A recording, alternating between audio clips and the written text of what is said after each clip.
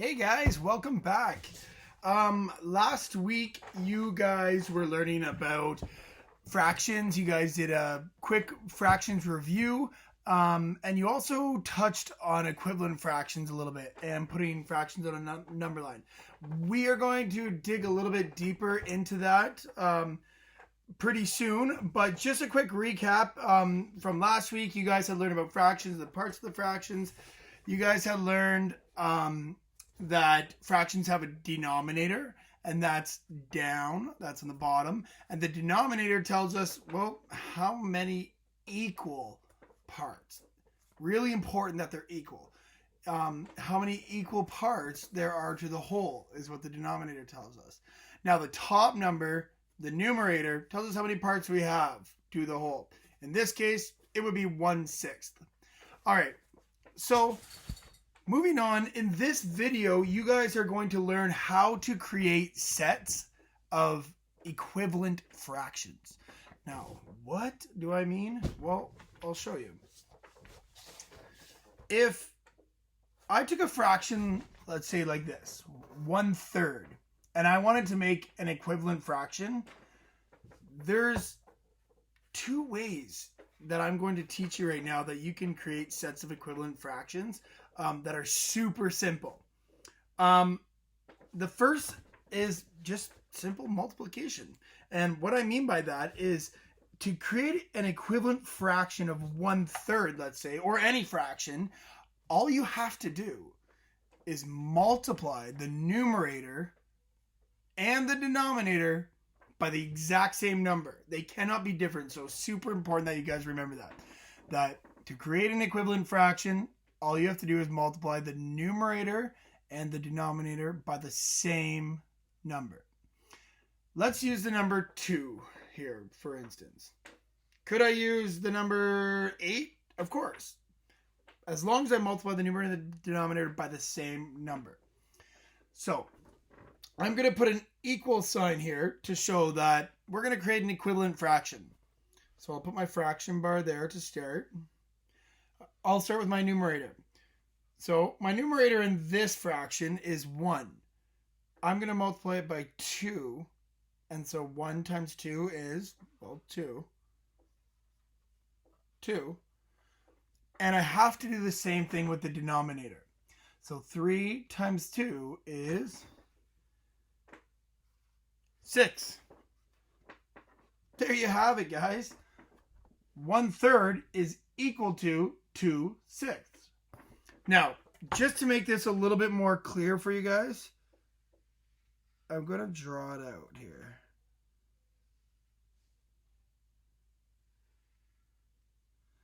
So we just found out that 1/3 is equivalent to 2/6.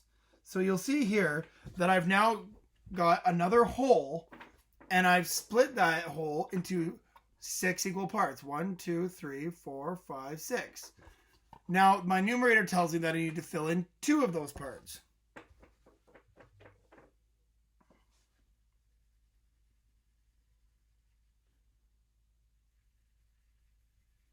One and 2. And as you can see,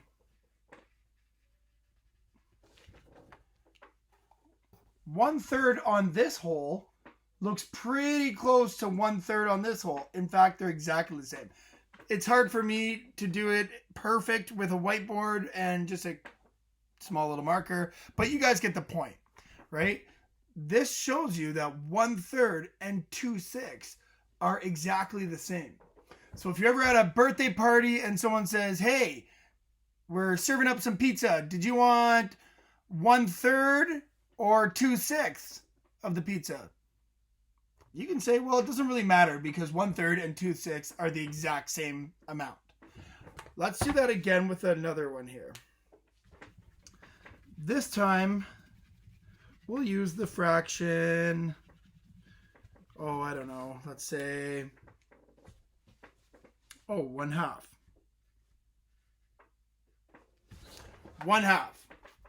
If I needed to create an equivalent fraction for this, let's say I want to try 2 again. We'll multiply by 2. I'm just going to do it much quicker this time. So my numerator, 1 multiplied by 2 is 2. And 2 multiplied by 2 is 4. So this shows us that 1/2 and 2/4 are equivalent, or the exact same amount. Let me show you here.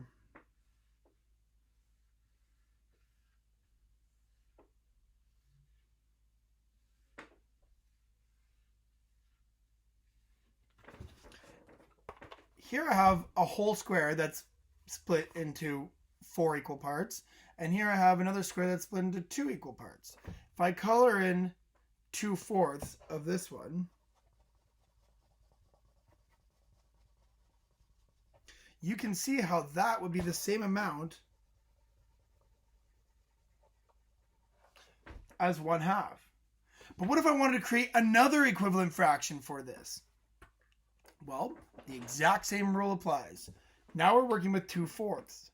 So let's say I want to multiply this by another 2. So I've got my fraction bar there. My numerator is 2. Now I'm going to multiply 2 times 2, which is 4. And then I'm going to multiply 4 times 2, which is 8.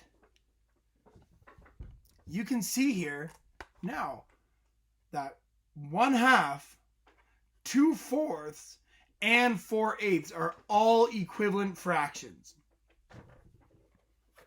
Pretty simple, right? Now, if you had the fraction 4/8 like this, and you wanted to make an equivalent fraction for this, well, you can either go and multiply the numerator and the denominator by the same number again, or you can go the opposite way and you can actually divide. And so when you divide the numerator and the denominator, you still have to divide by the exact same number. So let's try this. We'll go and divide by 2. Notice that they're both the same. I'm dividing the numerator and the denominator by the same number. Now, I chose to use 2 for this because 4 and 8 both have a factor of 2. So 4 divided by 2, or 4 split into 2, is 2. And 8 divided by 2 is 4. And so now we're back at a smaller fraction. And I can make this even smaller by dividing again by 2. See, as long as I divide the numerator and the denominator by the exact same number, you're going to create a set of equivalent fractions. So 2 divided by 2 is 1, and 4 divided by 2 is 2. So there you have it. 4/8, 2/4, and 1/2 are all equivalent fractions. Which means they all represent the exact same amount. Back to this whiteboard. Notice how I didn't change the actual size of the shape. I just changed how many parts it was split into. Picture like these were the pizza, and it was a square pizza. And you're at a birthday party, and someone says, "Hey, did you want 1/2 or 2/4?" Again, you could say, well, it doesn't matter because those are the exact same amount. But if they said you could have 1/2 or 1/4 or 1/4, what are you going to say? I want the 1/2 because I know 1/2 is bigger than 1/4. But that's for another lesson. This lesson, guys, I just really wanted to show you guys how to create sets of equivalent fractions. Again, some really key understandings from this lesson is to remember, when you're making equivalent fractions, the easiest way to do it is to multiply the numerator and the denominator by the exact same number. One more really important thing that I want you guys to know is that if you're hoping to create equivalent fractions, you have to either multiply or divide. You cannot add or subtract. In fact, I'll just do a little quick example to show you why that wouldn't work. Because if I had 1/3, like this, let's say, and I added, let's say, 2 to each, or 3, we'll say 3. I'll add 3 to the top, 3 to the bottom, with my fraction bar, just like this. So 1 plus 3 is 4, and 3 plus 3 is 6. Whoa. So what that's showing me is, I'll draw 2 circles on the bottom here. Both almost the same size, pretty much the same size. We'll say that they are. So one of them is split into 3, and the other is split into 6. Just like this. This whole has 3 parts. This whole has 6 parts. So if these were equivalent fractions, then they should represent the exact same amount. Let's try it out. So here I'm going to color in 1/3 on my first fraction. And then I'm going to color in 4/6. So I got 1, 2, 3, 4. So like I said, if they were equivalent, then they should cover the exact same amount of space. But just by looking at this, nope. You can definitely tell that 4/6 is bigger or greater than 1/3. This is a prime example of why you can never add or subtract from the numerator and denominator when creating equivalent fractions, guys. You have to multiply or divide the numerator and the denominator by the same number, just like that.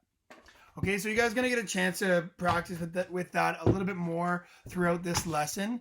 And after this, we're going to go take a deeper look at ordering and comparing fractions. So I really hope that you guys like this lesson on equivalent fractions and creating equivalent fractions, sets of equivalent fractions, sorry.